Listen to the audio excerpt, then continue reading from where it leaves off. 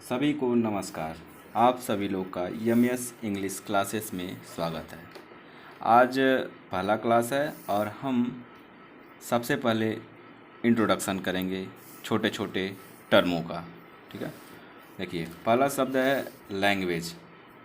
Language language means होता है भाषा। ठीक, तो सबसे पहले बात ये उठती है कि भाषा क्या होता है। तो भाषा भावों या विचारों को प्रकट करने का एक माध्यम होता है। Language is a medium to express our feelings और थाट। ठीक है, जैसे मान लीजिए हमको कुछ कहना है तो हम उसको क्या करेंगे, बोल कर कहेंगे या लिख कर कहेंगे। ठीक है, तो भाषा हो गया, भाषा एक साधन हो गया जिसके द्वारा मनुष्य अपने विचारों का आदान प्रदान करता है, उसे भाषा कहते हैं। ठीक है, भाषा के दो रूप होते हैं। भाषा के दो रूप होते हैं, एक होता है ओरल। ओरल मीन्स मौखिक, जैसा कि आप सभी जानते हैं मौखिक मतलब मुख से बोले जाने वाली। तो जब व्यक्ति अपने मन के भावों को बोलकर व्यक्त करता है तो वह भाषा का मौखिक रूप होता है। यानी जब हम कोई चीज़ बोलकर कहते हैं तो वह जो भाषा होगा वह मौखिक होगा। ठीक है, oral language is the system through which we use spoken words to express knowledge, ideas and feelings. ठीक, देखिए दूसरा है written. Written language, written language क्या होता है, मतलब लिखित भाषा। तो जब व्यक्ति अपने मन के भावों को या विचारों को लिख कर व्यक्त करता है तो उस भाषा को हम लिखित भाषा कहते हैं। ठीक है, a written language is the representation of a spoken language by means of writing system. ठीक है, उसके बाद नंबर आता है स्क्रिप्ट। स्क्रिप्ट स्क्रिप्ट मीन्स होता है लिपि। जैसे कि आप लोगों ने सुना होगा कि देवनागरी लिपि, फारसी लिपि, रोमन लिपि। ठीक है, तो हम जानेंगे लिपि क्या होता है। देखिए अपने भावों को, ठीक है, अपने फीलिंग्स को जिन चिन्हों के द्वारा लिख कर व्यक्त किया जाता है उसे लिपि कहते हैं। ठीक है, देखिए और प्रत्येक भाषा का चिन्ह अलग अलग होता है तथा उन्हें अलग अलग नामों से जाना जाता है। जैसे हिंदी भाषा का लिपि जो हो गया, हाँ हिंदी भाषा का लिपि क्या हो गया, देवनागरी लिपि हो गया। अंग्रेजी भाषा का लिपि क्या हो गया, रोमन लिपि हो गया। पंजाबी भाषा का लिपि गुरुमुखी होता है और उर्दू भाषा का जो होता है लिपि वह फारसी होता है। ठीक है, तो देखिए अब इसको इंग्लिश में डिफिनीशन क्या होगा, द आर्ट और manner of writing is called script. मतलब लिखने के ढंग को या लिखने के कला को स्क्रिप्ट कहते हैं। ठीक है, अब इन सब के बाद नंबर आता है ग्रामर। ग्रामर मीन्स क्या होता है, व्याकरण। व्याकरण किसे कहते हैं, तो देखिए वह शास्त्र जो हमें शुद्ध शुद्ध लिखना, बोलना या पढ़ना सिखाता है उसे व्याकरण कहते हैं। ठीक है, grammar is the science which teaches us how to speak, write and read correctly. ठीक है, तो ग्रामर यानी व्याकरण वह विज्ञान या वह शास्त्र है जो हमें शुद्ध शुद्ध लिखना, बोलना या पढ़ना सिखाता है, वही व्याकरण होता है। ठीक, अब देखिए अंग्रेजी भाषा में व्याकरण के 4 भाग होते हैं। ठीक है, ध्यान दीजिएगा यहाँ पर अंग्रेजी भाषा में व्याकरण के 4 भाग होते हैं। ठीक है, पहला जो भाग है उसको हम लोग कहते हैं ऑर्थोग्राफी। पहला भाग जो है उसको कहते हैं ऑर्थोग्राफी। इसका मतलब होता है वर्ण विज्ञान। वर्ण मतलब अक्षर, तो वर्ण विज्ञान, वर्ण विज्ञान। अब इसको क्या क्या होता है इसका मतलब, तो यह जो होता है, जो ऑर्थोग्राफी होता है अक्षरों के विषय में बताता है। ऑर्थोग्राफी के अंतर्गत हम अक्षरों के बारे में सीखते हैं। इसके अंतर्गत अक्षरों का अध्ययन किया जाता है। ठीक है, orthography teaches the nature and power of letters and the just method of spelling words. तो ऑर्थोग्राफी में हम अक्षरों का अध्ययन करते हैं कि कैसे अक्षर कार्य करता है और कैसे उसका प्रोनाउंसिएशन होता है।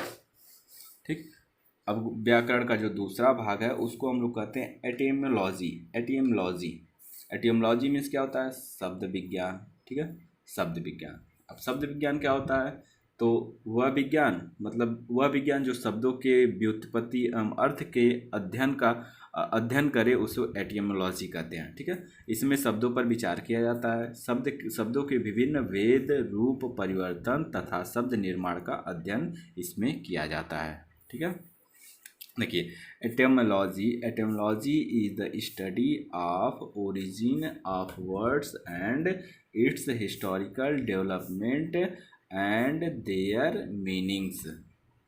ये हो गया एटिमोलॉजी। तीसरा जो होता है व्याकरण का जो तीसरा भाग है उसको बोलते हैं सिंटैक्स। सिंटैक्स मीन्स वाक्य विन्यास। जैसा कि आप लोग जानते हैं वाक्य विन्यास क्या होता है। वाक्य विन्यास क्या होता है, इसमें वाक्यों के विभिन्न प्रकार, वाक्यों में शब्दों के क्रम के निर्धारण आदि का अध्ययन किया जाता है। ठीक है, कि किस प्रकार वाक्य बनते हैं, कैसे उनमें शब्द का क्रम क्या होता है, पहले कर्ता होगा, क्रिया होगा, कर्म होगा, क्या होगा, इसके क्रम को निर्धारण कैसे किया जाए, यही सब हम सिंटैक्स के अंतर्गत पढ़ते हैं। ठीक है, the third part of grammar is syntax which shows the agreement and right disposition of words in a sentence. ये हो गया आपका सिंटैक्स। उसके बाद नंबर आता है प्रोसोडी। प्रोसोडी, ये देखिए प्रोसोडी जो रिलेटेड है वह जो है पोएम से रिलेटेड है, कविता से रिलेटेड है, इंग्लिश पोएम से रिलेटेड है। ठीक है, इसमें जो है इसके अंतर्गत हम छंद एवं अलंकार का अध्ययन करते हैं। ठीक है, कि कविता में किस प्रकार का छंद हो, किस प्रकार का अलंकार हो, कैसे उसका रिदम हो, कैसे उसका राइम हो, कैसा उसका टोन हो, किस प्रकार का उसमें सेंटिमेंट्स हो, आदि का अध्ययन इस प्रोसोडी के अंतर्गत किया जाता है। ठीक, अब बात करते हैं, हम आते हैं अल्फ़ाबेट। ठीक, तो ग्रामर के 4 पार्ट हम लोग पढ़ लिए। एक हो गया ऑर्थोग्राफी, दूसरा हो गया इटिमोलॉजी, तीसरा हो गया सिंटैक्स, चौथा हो गया प्रोसोडी। अब उसके बाद नंबर हम आते हैं alphabet.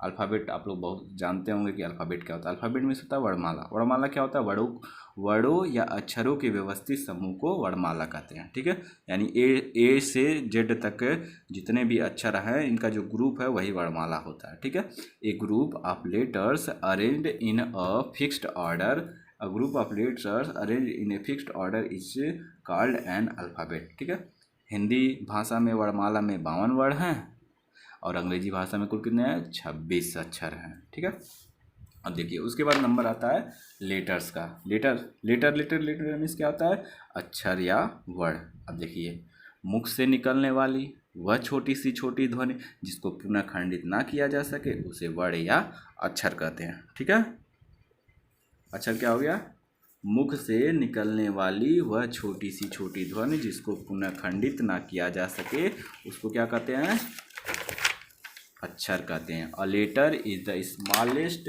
Unit, a letter is the smallest unit of sound which can not be divided. मतलब जो लेटर होता है वह साउंड का सबसे छोटा यूनिट होता है जिसको कि हम डिवाइड नहीं कर सकते हैं। ठीक, अब देखिए अक्षर। अब अक्षर कितने प्रकार के होते हैं, तो 2 प्रकार के होते हैं। एक क्या होता है वावेल, दूसरा क्या होता है कॉन्सोनेंट। ठीक, अब बात करते हैं हम वावेल की।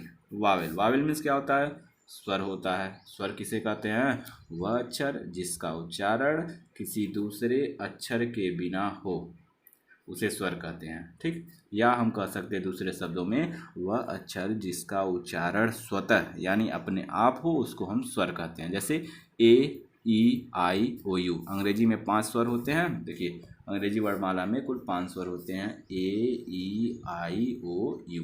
ठीक है, और हिंदी वर्णमाला में कुल कितने होते हैं, 11 स्वर होते हैं। ठीक है, तो वावेल क्या हो गया, वह अक्षर जिसका उच्चारण स्वतः यानी अपने आप हो उसे हम वावेल यानी कि स्वर कहेंगे। ठीक, दूसरा होता है कॉन्सोनेंट मीन्स क्या होता है, व्यंजन क्या होता है, तो वह अक्षर जिसका उच्चारण बिना किसी स्वर की सहायता से ना हो सके उसे हम व्यंजन कहते हैं। ठीक, अंग्रेजी भाषा में कुल कितने व्यंजन होते हैं, 21 होते हैं। ठीक है, जैसे देखिए बी, जब हम बी बोलेंगे तो बी के साथ आता है बी प्लस ई, यानी उसमें क्या आता है, स्वर, एक स्वर आता है। ठीक है, यानी जो बी कॉन्सोनेंट है उसके उच्चारण के लिए हमको वावेल की सहायता लेनी पड़ रही है। ठीक है, उसी तरह सी है, तो जब सी का हम प्रोनाउंसिएशन करते हैं तो सी में क्या आता है, ई आता है, यानी जो ई वावेल है वह सी की हेल्प कर रहा है, सी प्रोनाउंसिएट करने में कॉन्सोनेंट की हेल्प कर रहा है। तो कॉन्सोनेंट क्या हो गया, वह अक्षर जिसका उच्चारण बिना किसी स्वर की सहायता से ना हो सके उसे हम क्या कहते हैं, कॉन्सोनेंट कहते हैं। ठीक है, थैंक यू।